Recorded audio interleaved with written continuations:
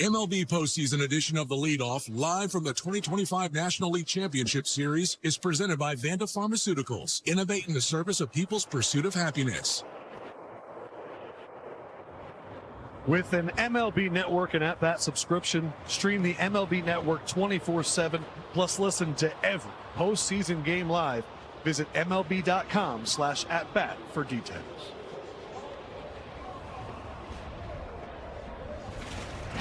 Here comes Snell, and he rings him up. 10 strikeouts tonight, 8 shutout innings. Blake Snell, brilliant. Yoshi Yamamoto.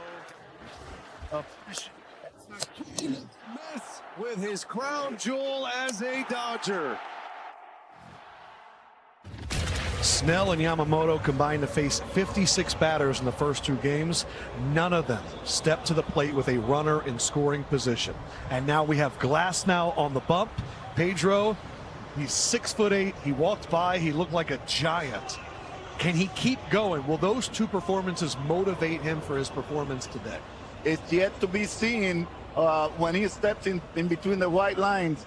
But if he happens to get it going, like the other 2 guys, I think it's over for Milwaukee, because today, if I'm Milwaukee, I'm looking at this game like it's an elimination game. And if I'm the Dodgers, I'm going at it like I want to eliminate you today, because you have to think that there's no way that Milwaukee might make a comeback in such a complete team like the Dodgers are. And the way they're pitching, it seems like further away from them beating them 3 games in a row. J-Roll, last time we saw Glasnow, game 4 of the NLDS, 6 scoreless innings, 2 hits, only 83 pitches. Remember, he left due to cramps, but even then, he looked like he was on a great level. He definitely did, and we've seen Glasnow, whether it was in this jersey or down in Tampa, when he's on, he's almost unhittable. When you heard Dave talking about it, it's just, where is he mentally? If he's mentally straight, he's basically going to, as Pedro said, end it tonight. I think that's how they're approaching it. And if I'm in Milwaukee, I feel the same way. But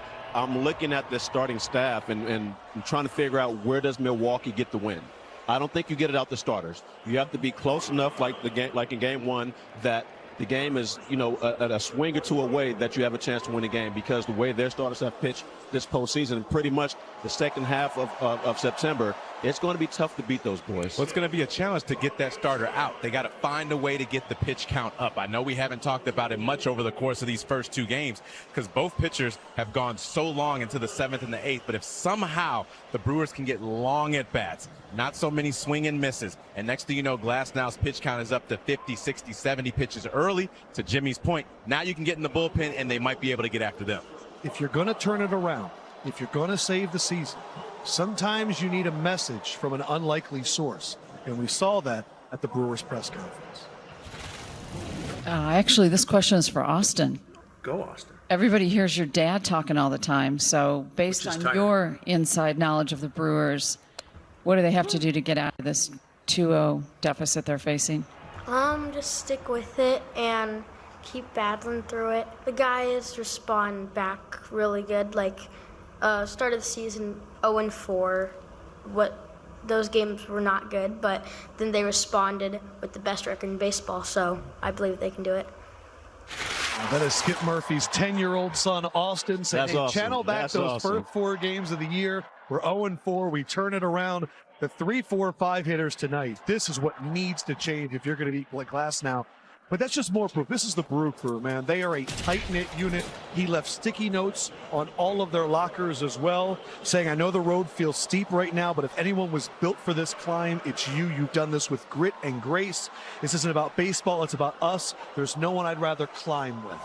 If it's going to happen, it's going to happen now. Hey, the big thing, we look at the beginning of the year. Remember when the Milwaukee Brewers went to Yankee Stadium and the Yankees put up almost 40 runs on them, and we said, this isn't the team that we saw last year. They got nothing. Then they came back, like his son said, won 4 straight. Within 10 games, they were in first place in the NL Central. So sometimes that reminder, those sticky notes, letting you know that, hey, you've done this before. Now, they didn't do it against the Dodgers, and they didn't do it in the postseason, but you have done it before, and you need a reminder of that sometimes.